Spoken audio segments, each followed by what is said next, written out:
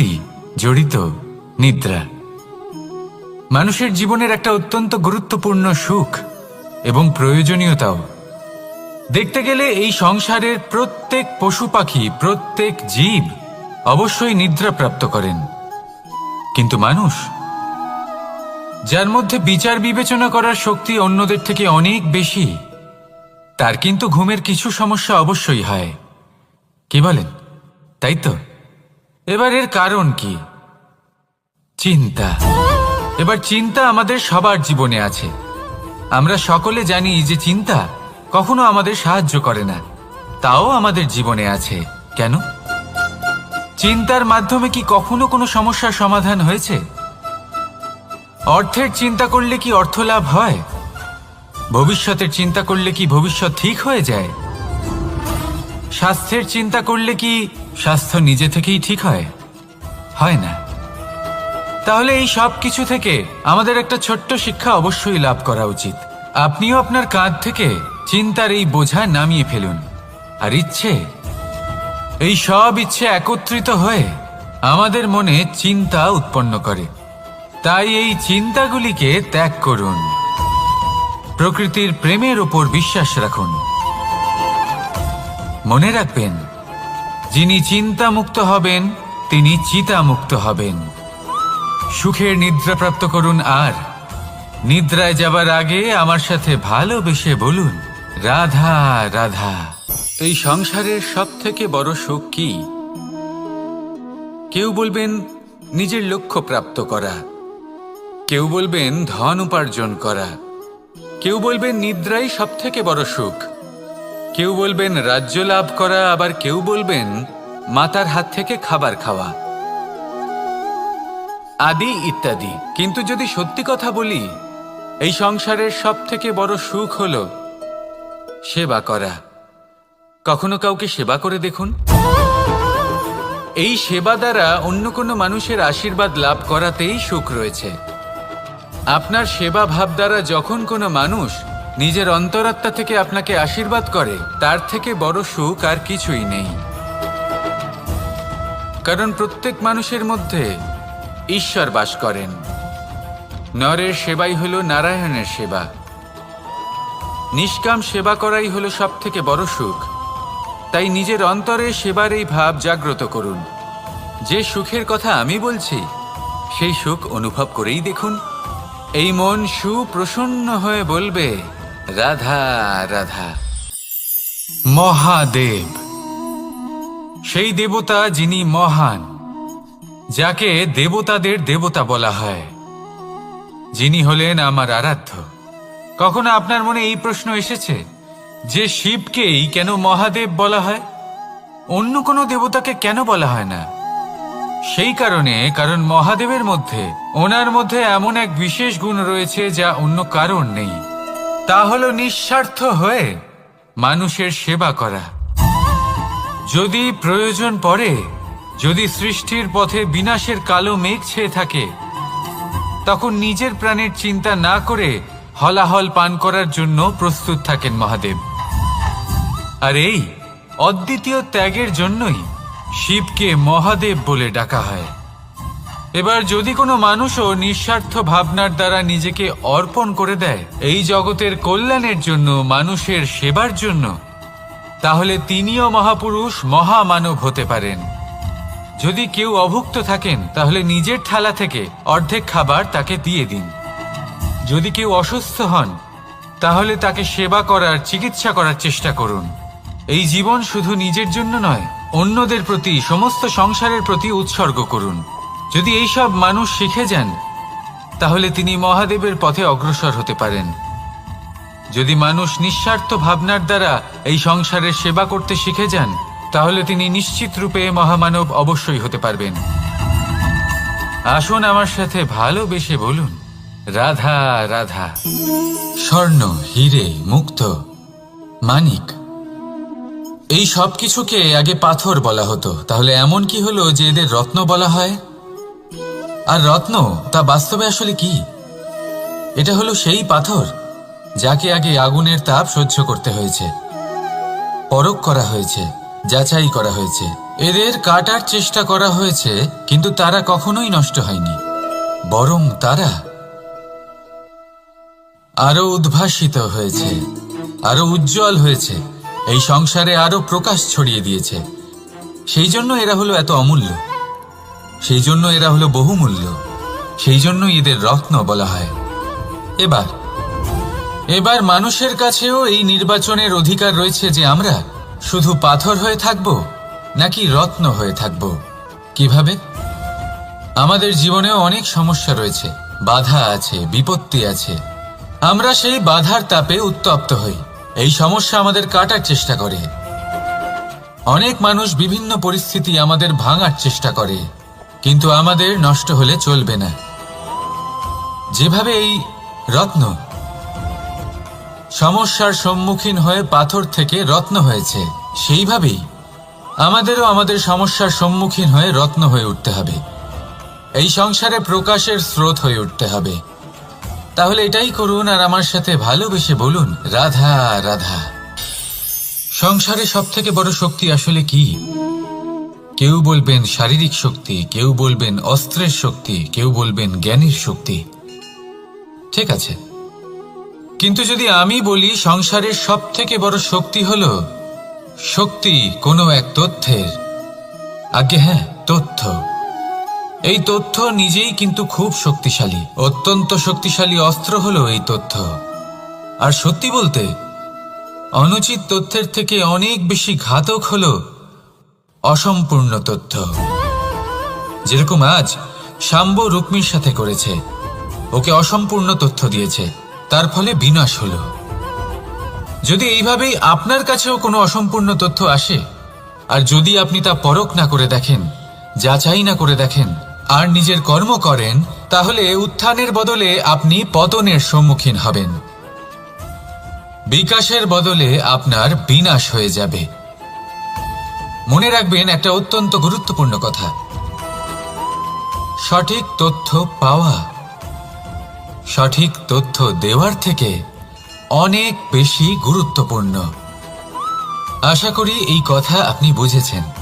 জীবনে যখনই কোনো তথ্য আপনি পাবেন, সেই বিষয়ে ভেবে দেখুন, পরখ করে দেখুন, যাচাই করুন, তারপর নিজের কর্ম করুন।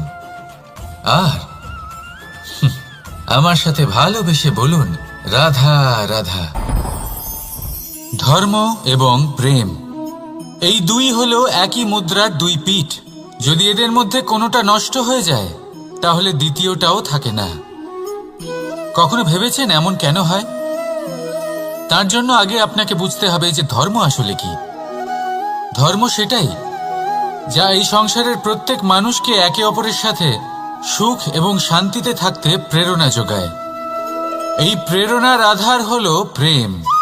প্রেম সেটাই যা আপনার মধ্যে অন্য কারোর প্রতি করুণাবোধ জাগিয়ে তোলে, সম্মান জাগিয়ে তোলে। এবার যদি প্রেম চলে যায়, তাহলে সবার আগে বিনাশ হবে সম্মান আর করুণাবোধের। এবার যেখানে না প্রেম রয়েছে, না সম্মান রয়েছে, না করুণা রয়েছে, সেখানে ধর্ম কিভাবে বাস করবে?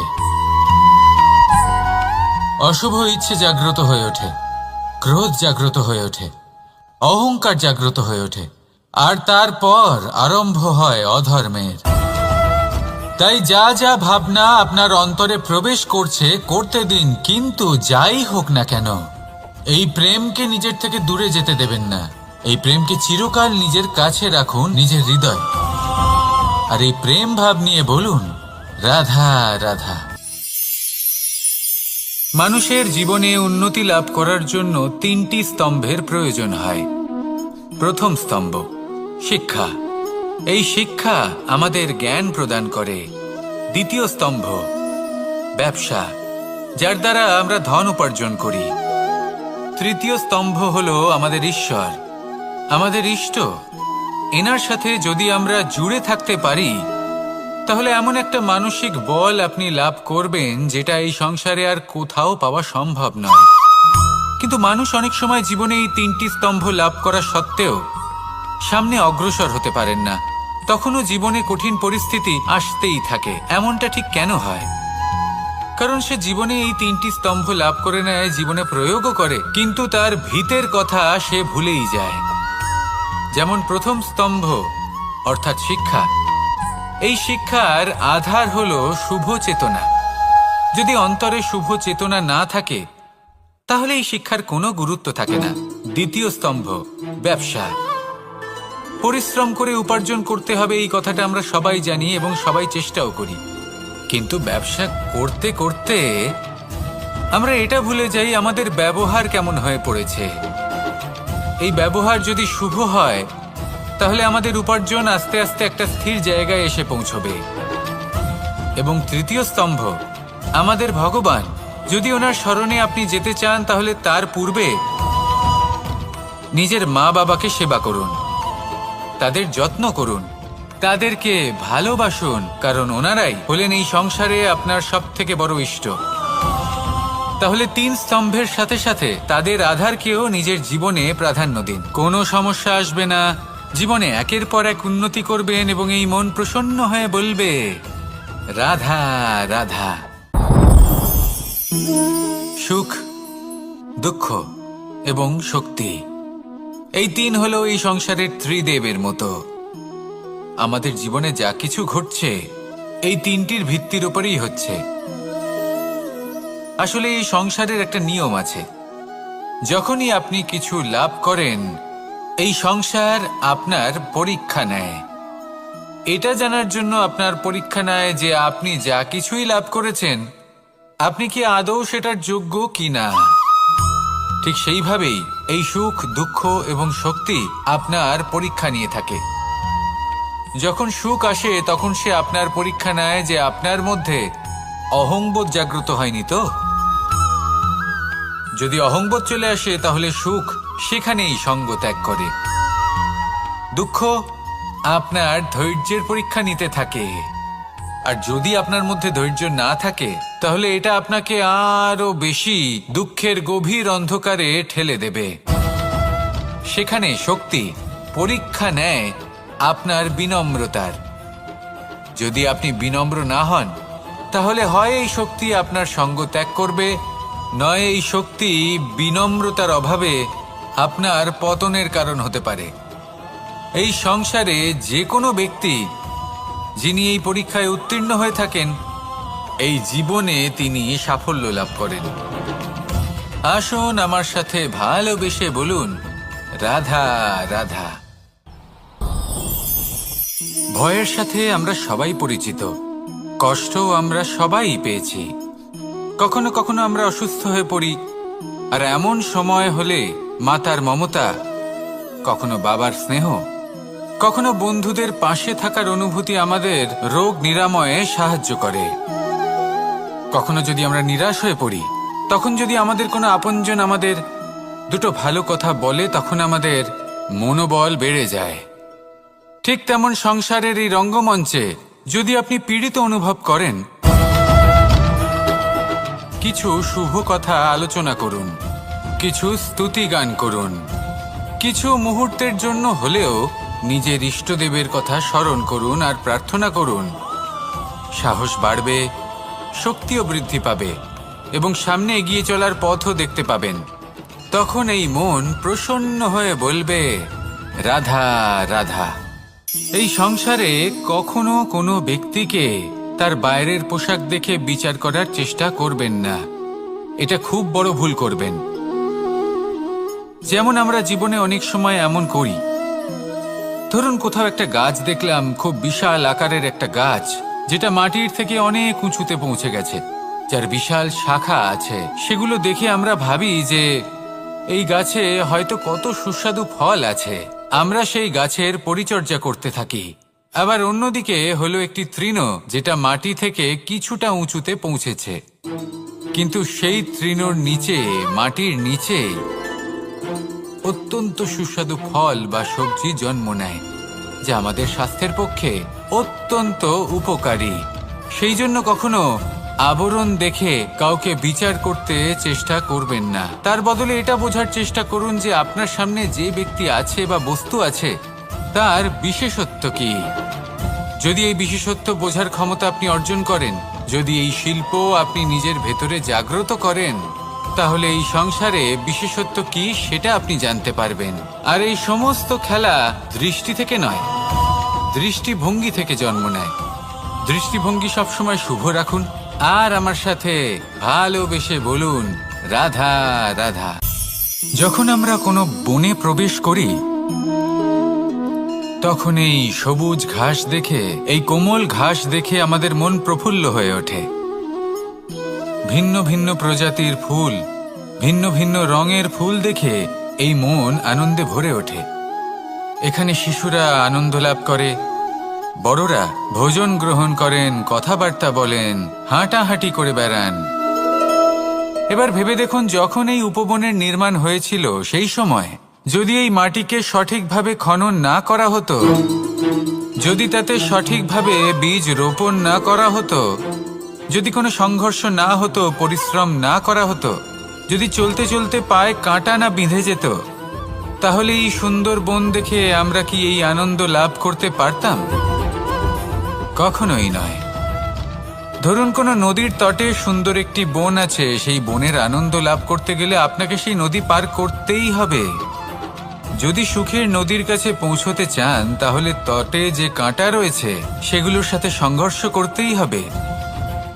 এই সংসারে যদি আপনি সুখ লাভ করতে চান, তাহলে সুখ লাভের এই যাত্রা শুরু করতে হবে সংঘর্ষ দ্বারা।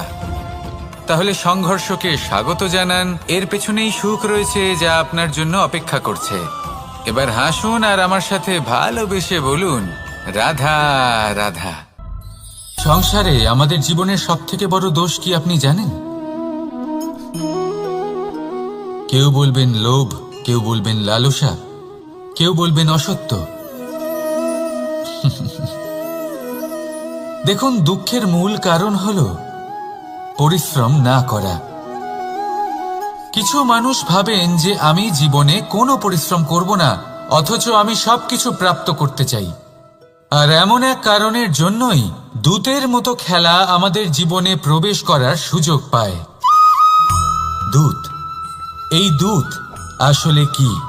দূত অর্থাৎ কোনো পরিশ্রম ছাড়াই অন্য কেউ পরিশ্রম করে যা অর্জন করেছেন, যে সুখ সুবিধা অর্জন করেছেন, তা নিজের জন্য শুধুমাত্র একটা খেলার মাধ্যমে নিজের করে নেবার ইচ্ছে।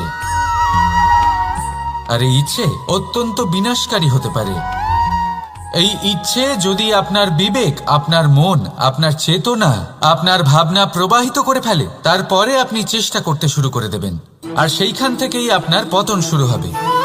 এই চেষ্টা করবেন যে অন্য কারোর জীবনের সমস্ত ধন, তার সমস্ত জীবন সম্পূর্ণভাবে নিজের করে নেওয়ার।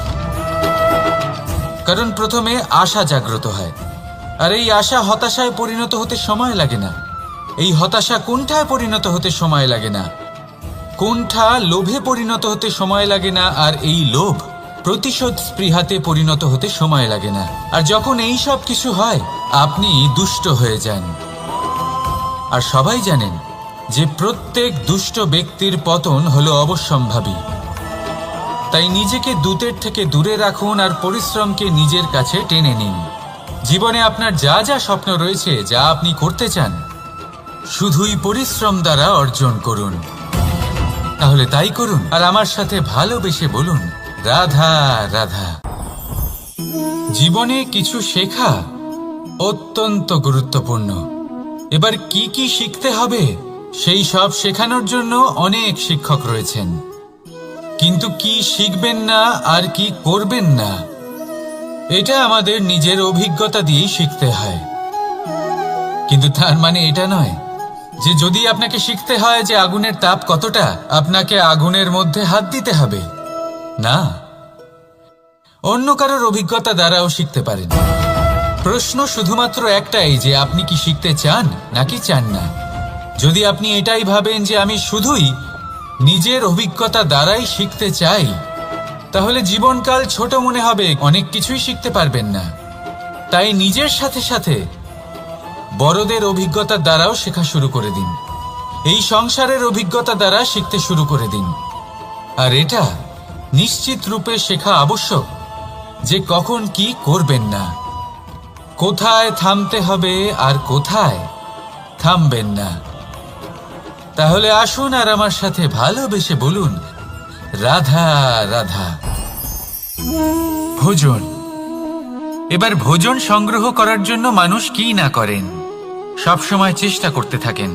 ফসল উৎপাদনের জন্য অনেক পরিশ্রম করতে থাকেন, কিন্তু অনেক সময় অনেক পরিশ্রম করার পরেও ফসল ভালো উৎপাদন হয় না। এর কারণ কি? কারণ হলো এটাই যে আপনি পরিশ্রম হয়তো অনেক করেছেন, কিন্তু আপনার নজর তো সেই বীজের দিকে ছিলই না যা আপনি রোপণ করেছেন। সেই জন্য সবসময় কোনো বীজ রোপণ করার আগে তাকে পরখ করে দেখুন, তা অত্যন্ত আবশ্যক।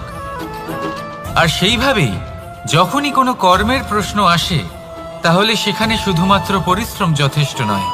সেই কাজের প্রতি আপনার কর্তব্য কি, আপনার উদ্দেশ্য কি, সেটা জানা হলো অত্যন্ত গুরুত্বপূর্ণ। তাই কর্ম করুন, কিন্তু সেই কর্মের প্রতি আপনার যা উদ্দেশ্য তার মাহাত্ম্য বুঝতে চেষ্টা করুন। তাহলে আসুন আমার সাথে ভালোবেসে বলুন, রাধা রাধা।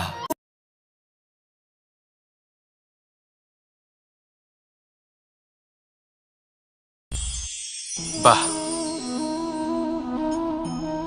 পুষ্পের সুবাস আমার খুব ভালো লাগে। অত্যন্ত সুন্দর হয় এই পুষ্প। এইভাবে চারিদিকে পুষ্প দেখে মন আনন্দিত হয়ে ওঠে। এবার আপনারা ভেবে দেখুন, আমার চারিদিকে পুষ্প নয়, আগুন আছে। তাহলে কি হবে? আমার শরীর কি জ্বলে যাবে না? অবশ্যই জ্বলবে। শরীরকে কি আগুনের তাপ সহ্য করতে হবে না? অবশ্যই সহ্য করতে হবে। এটাই হলো প্রকৃতির নিয়ম। এই নিয়ম কিন্তু আমরা সবাই জানি, কিন্তু আমাদের মধ্যে বেশিরভাগ মানুষ এই বিভ্রান্তি নিয়ে বাঁচি যে এই যে প্রকৃতির নিয়ম, তা আমার ওপর প্রযোজ্য নয়। তা কিন্তু নয়। আমাদের চতুর্দিকে এই যে নিসর্গ রয়েছে, আমরা তার কতটা ক্ষতি করি সেটা একবার ভেবে দেখুন। আমরা বনাঞ্চল জ্বালিয়ে দিই, বায়ু দূষিত করি, জল দূষিত করি, প্রাণীদের হত্যা আমরা করি। কেন? এই নিসর্গ আমরা নষ্ট করি, যদিও আমরা জানি যে আমরাও হলাম এই নিসর্গেরই অংশ।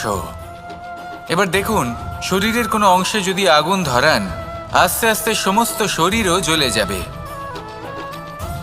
সেইভাবেই নিসর্গ যদি নষ্ট হয়ে যায়, তাহলে মনুষ্য জাতিও নষ্ট হয়ে যাবে।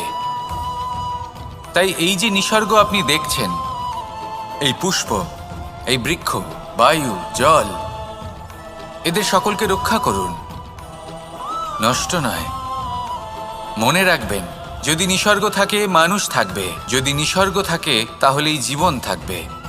আসুন আমার সাথে ভালোবেসে বলুন, রাধা রাধা।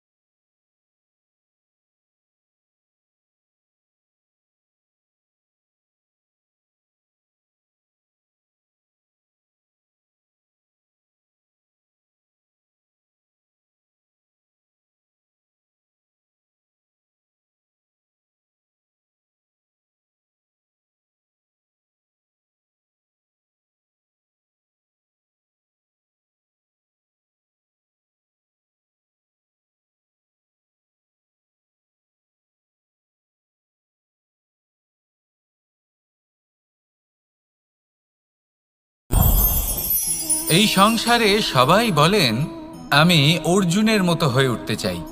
সবাই চায় যে তারাও যেন অর্জুনের মতো গান্ডীব লাভ করে। তারাও চায় যে তাদেরকেও মহাদেব এসে পশুপতি অস্ত্র দান করবেন।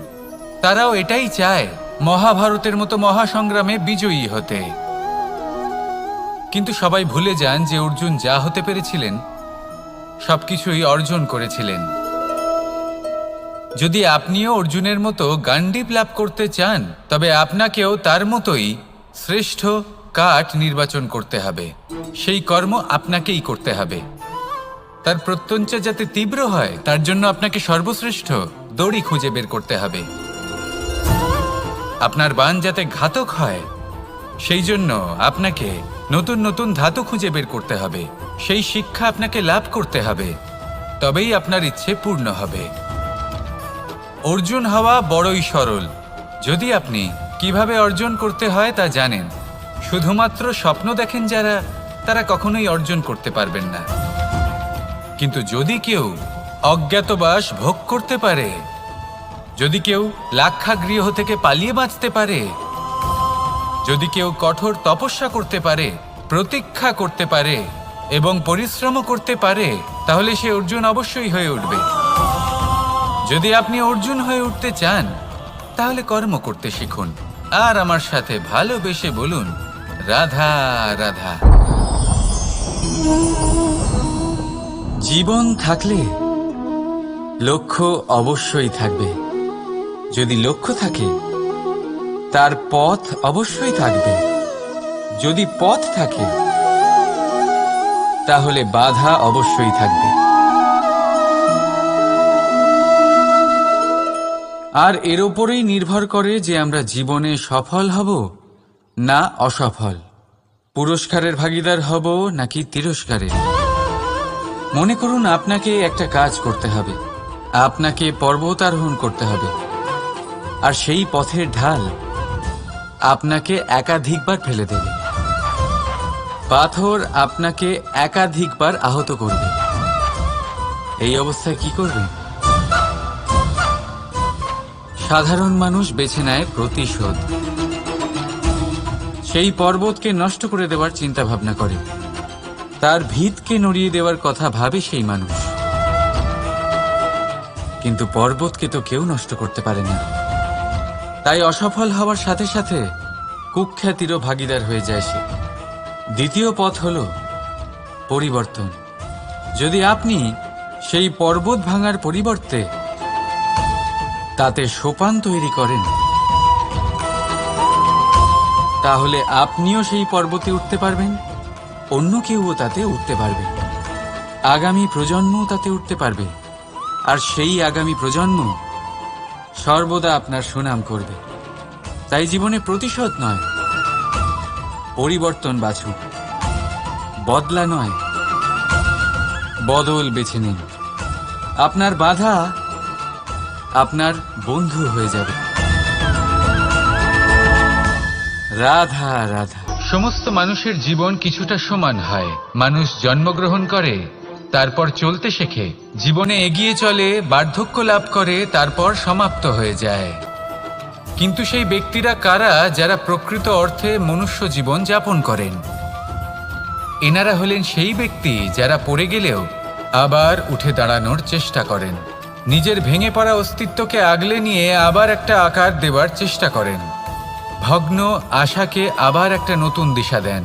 অসফল হওয়ার পরেও থামেন না, আবার এগোতে থাকেন।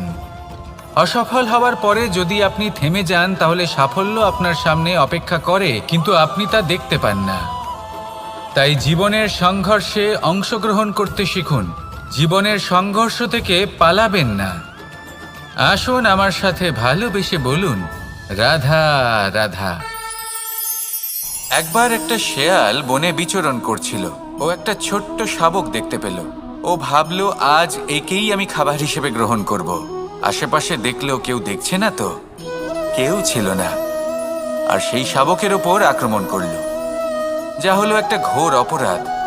বনের নিয়ম অনুসারে আপনি কখনোই শাবকের ওপর আক্রমণ করতে পারেন না। তারপর এই খবরটা যখন রাজা সিংহ জানতে পারলেন, সভার আয়োজন করলেন। কিন্তু সেখানে শেয়াল বলল, আমি তো এরকম কিছু করিনি। কিন্তু যদি আপনি এরকম বলেন, কোনো প্রমাণ দিন, এর কোনো সাক্ষী আছে? তখন রাজা সিংহ পেঁচাকে ডেকে পাঠালেন, যে সেই মুহূর্তে বৃক্ষের শাখার ওপর বসেছিল, সে সব কিছু দেখেছিল। পেঁচা সব সত্যি কথা বলল, আর শেয়ালকে মৃত্যুদণ্ড দেয়া হলো। এবার এই কাহিনী আমি আপনাকে কেন শোনালাম? কারণ মানুষও কখনো কখনো এরকম কর্ম করেন যা শিয়াল করেছে। এটা ভাবেন কেউ দেখছে না, যখন আমি অনুচিত কর্ম করতেই পারি। কিন্তু না, আপনি যাই করুন না কেন, কেউ না কেউ অবশ্যই তা দেখছে।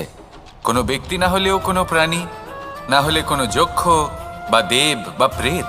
যদি এনারা কেউ না দেখেন, তাহলে ধরিত্রী মাতা দেখেন, যেখানে দাঁড়িয়ে আপনি সেই কর্ম করছেন, তাই না? তাই একটা কথা সবসময় মনে রাখবেন, কে দেখছেন কে দেখছেন না সেই বিষয়ে ভাবা ছেড়ে দিন। এটা খুব সহজ কথা। আপনি যদি উচিত কর্ম করেন, উচিত ফল পাবেন। যদি অনুচিত কর্ম করেন, তাহলে আপনি অনুচিত ফল অবশ্যই পাবেন। সেই জন্য উচিত পথে চলতে থাকুন, উচিত কর্ম করতে থাকুন, আর আমার সাথে ভালোবেসে বলুন, রাধা রাধা। আপনি কখনো কোনো বাজকে নিজের বাসা বানাতে দেখেছেন? এই বাজ যখনই কোনো বাসা বানায়, তখন উঁচু গাছের ডালে বা কোনো পর্বতের শিখরে বাসা বানায়, অনেক উচ্চতায়। আর সেখানে তার সন্তানও জন্মগ্রহণ করে। যখন এই সন্তানেরা জন্মায়, তখন এই বাজ খুবই ভালোবেসে এবং খুব সাবধানে এদের পালন পোষণ করে। নিজের ঠোঁট দিয়ে তাদের ঠোঁটে খাবার পরিবেশন করে। কিন্তু যেই সেই সন্তানেরা হৃষ্টপুষ্ট হয়ে যায় এবং সেই কথা বাজ নিজে বুঝতে পেরে যায়, সেই বাজ নিজেই সেই বাসা ছিন্ন ভিন্ন করে দেয়। সেই সন্তান যাদের সবেমাত্র ডানা গজিয়েছে, কিভাবে উড়তে হয় তারা জানে না, সেই সন্তানগুলিকে উচ্চতা থেকে ঠেলে দেয়। সেই সন্তান প্রথমে ভয়ভীত হয়ে যায়। তারা সামনে মৃত্যুকে দেখতে পেয়ে ভয়ের কারণে তাদের ডানা ঝাপটাতে থাকে। আর সেই প্রক্রিয়াতেই সেই সন্তানগুলি উড়তে শুরু করে দেয়। এবার এই ঘটনায় আমরা কি শিক্ষা পেতে পারি? এটাই, যদি আপনি মাতা পিতা হন, তাহলে নিজের সন্তানকে অবশ্যই স্নেহ করুন, কিন্তু তাদেরকে নিজের আঁচলের তলায় বেঁধে রাখবেন না। যদি আপনি চান আপনার সন্তান জীবনে উন্নতি করুক, তাহলে নিজের মুঠো থেকে তাদের স্বতন্ত্র করে দিন। এই সংসারে সংঘর্ষ করতে দিন। সেই সন্তান নিজেই বুঝতে পারবে যে জন্মের সময় পাওয়া ডানা কি করে ব্যবহার করতে হয়। আর আপনার চোখের সামনে আপনার সন্তান এই আকাশে উড়তে থাকবে। তাহলে আসুন আমার সাথে ভালোবেসে বলুন, রাধা রাধা। সংসারে সবচেয়ে পবিত্র মানা হয় গঙ্গা জলকে। কখনো ভেবে দেখেছেন কেন? কারণ গঙ্গা জলের আবির্ভাব অত্যন্ত শুদ্ধ হয়, তার জন্ম শুদ্ধ হয়, যেখান থেকে তার শুরু সেটাই শুদ্ধ হয়। আর শুরুটা শুদ্ধ হওয়া অত্যন্ত আবশ্যক। আমাদের জীবনে সবই শুরু হয় আমাদের ভাবনা থেকে। নিজের ভাবনাকে শুদ্ধ রাখুন, কারণ এই ভাবনা থেকেই আবির্ভাব হয় শব্দের। আপনার শব্দ শুদ্ধ রাখুন, কারণ এই শব্দ দ্বারাই আপনার কাজ সম্পন্ন হয়। আপনার কাজ শুদ্ধ রাখুন, কারণ এই কাজ দ্বারাই তৈরি হবে আপনার স্বভাব। স্বভাব থেকেই তৈরি হয় আপনার অভ্যাস, আর অভ্যাস থেকে তৈরি হয় আপনার চরিত্র। আর এই চরিত্র সংসারের সমক্ষে এক আদর্শ হয়ে ওঠে। তাই ভাবনা থেকে আদর্শের এই যাত্রা শুভ তখনই হয়ে ওঠে যখন আপনার ভাবনা শুদ্ধ হয়। এই সংসারে, এই জীবনে নিজের ভাবনা শুভ রাখলে, শুদ্ধ করলে আপনার মন সুপ্রসন্ন হয়ে বলবে, রাধা রাধা। মানুষ জন্মগ্রহণ করে, তার সাথে ভয়েরও জন্ম হয়। ছোটবেলা থেকেই আমাদের মনে কোনো না কোনো প্রকারের ভয় থেকেই যায়। কেউ এই বিষয়ে ভয় পায় যে তার কোনো বস্তু তার থেকে দূরে চলে যাবে। কেউ এই বিষয়ে ভয় পায় যে আমি নিজেকে হারিয়ে ফেলব। কেউ এই ভেবে ভয় পায় যে আমার প্রিয়জনেরা তারা যেন আমার থেকে দূরে না চলে যায়। কেউ এই ভেবে ভয় পায় যে আমরা যেন পথ না হারিয়ে ফেলি, আদি ইত্যাদি। কিন্তু সত্যি কথা বলতে ভেবে দেখুন, এই ভয় বাস্তবে কি? শুধুই একটা মনস্থিতি, আর কিছুই নয়। যা কিছু আপনি জীবনে পেয়েছেন তা একদিন আপনাকে হারাতে হবে। এই জীবন হলো আপনারই, কিন্তু তাও একদিন সমাপ্ত হবে। তাই ভয় পেয়ে কি লাভ? এই ভয় শুধু আপনাকে জীবন যাপন করা থেকে বাধা দিচ্ছে, আর কিচ্ছু নয়। পথ হারিয়ে ফেললেই বুঝতে পারবেন যে নতুন পথ কিভাবে বানাতে হয়। কিছু মানুষকে জীবন থেকে হারালে তবেই আপনি বুঝবেন যে আপনার আপনজনকে। এই ভয়ের কারণে ভীত হয়ে থাকবেন না। এই তারা নক্ষত্র অন্ধকারের অভাবে গুরুত্ব হারায়। শিবকেও মহাদেব হবার জন্য বিষপান করতে হয়েছিল। প্রত্যেক পরিস্থিতি, প্রত্যেক সাফল্য আপনার পরীক্ষা নেবে। তাতে উত্তীর্ণ হওয়া হলো আপনার কর্ম। যখনই আপনি ভয় পাবেন বা সংকটের সম্মুখীন হবেন, তখন সাহসের সাথে তার সম্মুখীন হন। মনে রাখবেন, যে সম্মুখীন হতে জানে সাফল্য তার সাথে সবসময় থাকে। আসুন আর আমার সাথে ভালোবেসে বলুন, রাধা রাধা। আমাদের হাতটা দেখুন। এই হাতে 5টা আঙুল আছে, যা ভিন্ন ভিন্ন ধরনের। একরকম কেন নয়? কারণ হলো প্রত্যেকের নিজের নিজের গুরুত্ব আছে, নিজের নিজের মাহাত্ম্য আছে। এরা ভিন্ন, তাই একত্রিত হয়ে মুষ্টিবদ্ধ করা সম্ভব, যার দ্বারা আমরা আত্মরক্ষাও করতে পারি, আবার আক্রমণও করতে পারি। যদি 5টি আঙুল সমান হতো তাহলে মুষ্টিবদ্ধ হতে পারত না, নিজেদের মধ্যে বিভ্রান্তির সৃষ্টি করত। এবার এরকমই কিছু আমাদের সংসারেও হয়। আমাদের দেশ, যেখানে একটি ভূমির ওপর ভিন্ন ভিন্ন ধর্মের মানুষ বাস করেন, ভিন্ন ভিন্ন জাতি, ভিন্ন ধর্ম, ভিন্ন ভাষা। কিন্তু যদি আমরা এটা ভাবি যে কিভাবে এই দেশকে কল্যাণের পথে নিয়ে যাওয়া যায়, কিভাবে এর বিকাশ করা সম্ভব, তাহলে আমাদের একত্রিত হওয়া শিখতে হবে। যেইভাবে 5টা আঙুল একত্রিত হয়, মুষ্টিবদ্ধ হয়, সেইভাবেই আপনার যে ভাষাই হোক, যে ধর্মই হোক, যে জাতি হোক না কেন, ঠিক আছে, আবশ্যক হলো আপনার নিজের কর্মভূমির সাথে, আপনার ধরিত্রীর সাথে যুক্ত থাকা, সাথে থাকা। তবেই দেশের উন্নয়ন সম্ভব, তবেই এই দেশ স্বতন্ত্র থাকবে, সফল